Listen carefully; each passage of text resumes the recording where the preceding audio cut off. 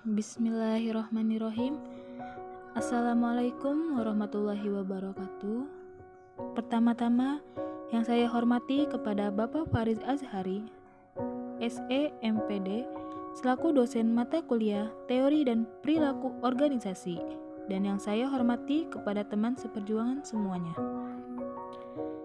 Perkenalkan, kami dari kelompok 1 yang beranggotakan saya sendiri, Mujila, sebagai moderator, Siti Mawada sebagai pemateri 1, dan Muhammad Julkipli Maulana sebagai pemateri 2. Baiklah, pada kesempatan kali ini, kelompok kami akan membahas tentang hakikat dan klasifikasi kelompok.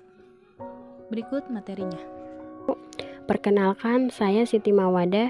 Di sini saya sebagai pemateri pertama yang akan membacakan materi. Langsung saja ke materi pertama, yaitu A. Hakikat kelompok. Definisi hakikat: pada hakikatnya suatu kelompok memiliki seorang pemimpin dan minimal 2 orang anggota yang berinteraksi mengikuti pola yang tetap sesuai dengan norma-norma tertentu. Di sini ada beberapa pengertian kelompok yang dikemukakan oleh beberapa ahli. Kelompok adalah suatu unit sosial yang terdiri dari beberapa orang yang melakukan suatu hubungan antara satu sama lain, bergantung kepada orang yang memiliki derajat tingkat penting, meskipun hubungan peranan dan status terbatas.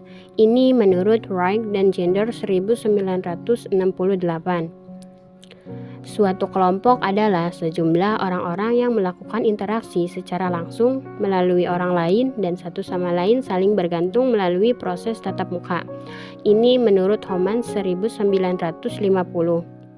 Karakteristik kelompok itu antara lain terdapat 2 atau lebih orang yang saling berinteraksi dengan satu sama lain. Ini menurut Bonner 1959. Selanjutnya, karakteristik hakikat. Yang pertama, interaksi. Tingkah laku tiap anggota kelompok bisa secara potensial mempengaruhi semua kelompok. Kedua, struktur. Kata struktur memiliki makna yang luas, namun ada 3 hal penting dalam makna kata struktur dalam kelompok, yaitu yang pertama, peranan, kedua, norma, dan ketiga, hubungan antar anggota. Selanjutnya, tujuan. Suatu kelompok dibentuk biasanya karena adanya tujuan-tujuan tertentu yang ingin dicapai.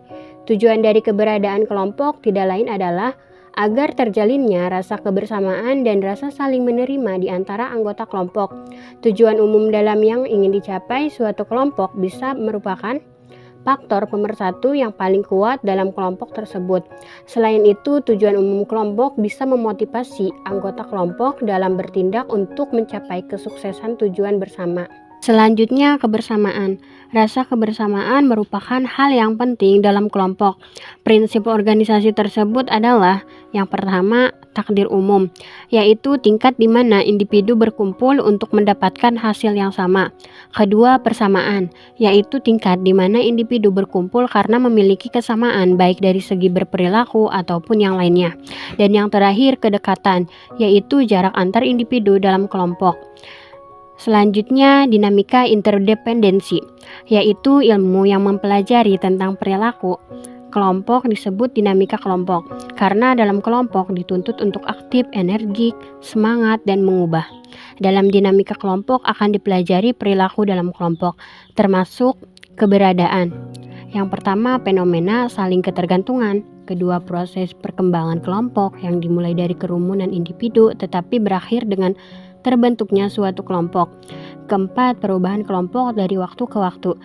Dan yang terakhir, urutan stabilitas, gangguan, dan pembubaran.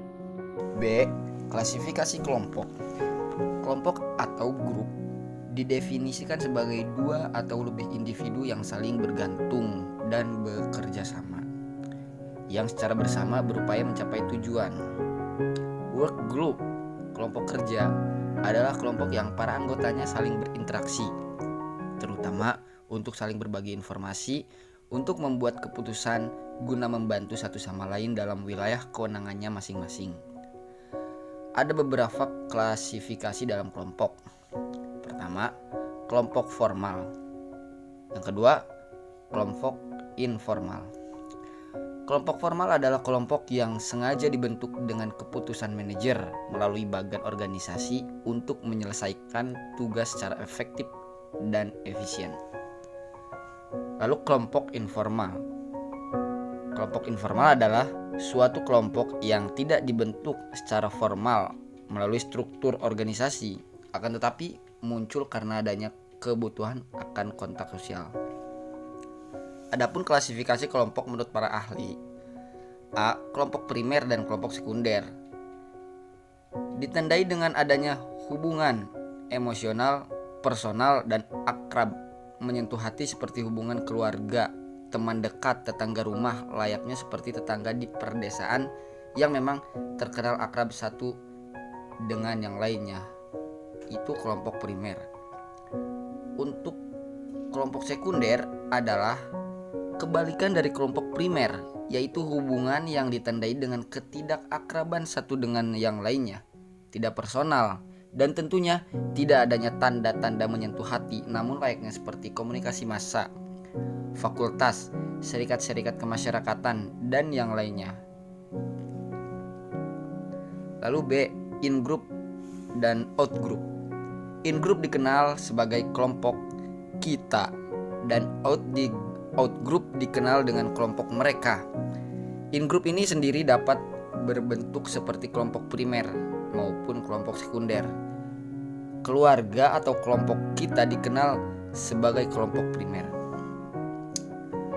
Adapun perasaan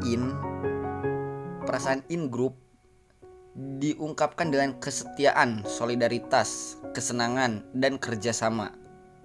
Sedangkan untuk membedakan in-group dan out-group, sebaiknya kita membuat batas atau boundaries yang fungsinya untuk menentukan siapa yang masuk ke dalam kategori orang dalam dan siapa yang masuk ke dalam kategori orang luar.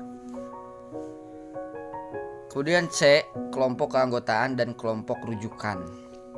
Adapun pembagian kelompok ini dikemukakan oleh Theodore Newcomb yang telah melahirkan istilah membership dan referensi grup. Kelompok rujukan diartikan sebagai kelompok yang digunakan sebagai alat ukur atau standar untuk menilai diri sendiri, untuk membentuk sikap ke arah yang lebih baik atau positif. Kelompok ini sebagai teladan. Tentu Anda paham dan mengerti bagaimana seharusnya bersikap, maka Anda sudah termasuk ke dalam kelompok rujukan positif. Sedangkan apabila Anda menggunakannya dan tidak tahu bagaimana seharusnya bersikap dan bertingkah laku yang baik, maka Anda disebut atau masuk ke dalam kategori rujukan negatif. Yang terakhir, kelompok deskriptif dan kelompok preskriptif. Kelompok deskriptif menunjukkan klasifikasi kelompok dengan melihat proses pembentukannya secara alamiah. Sedangkan kelompok preskriptif mengklasifikasikan kelompok menurut langkah-langkah rasional yang harus dilewati oleh setiap anggota kelompok untuk mencapai tujuan yang diinginkan. Kesimpulan, himpunan atau kumpulan individu yang saling berinteraksi, saling mempengaruhi, memiliki kepentingan bersama dan tujuan tertentu yang ingin dicapai. Sebagai makhluk sosial, manusia membutuhkan interaksi dengan sesamanya. Kebutuhan interaksi ini merupakan kebutuhan mendasar yang jika tidak dipenuhi manusia bisa merasakan jenuh bahkan sampai stres. Sekarang ini, banyak laporan menyebutkan tingkat stres masyarakat meningkat. Keterbatasan interaksi sosial yang mendadak menjadi salah satu sebabnya. Kelompok-kelompok sosial berkurang dan jarang berkumpul seperti dulu. Mungkin hanya itu saja yang bisa kelompok kami sampaikan mengenai hakikat dan klasifikasi kelompok. Kurang lebihnya mohon maaf. Sekian, terima kasih. Wassalamualaikum warahmatullahi wabarakatuh.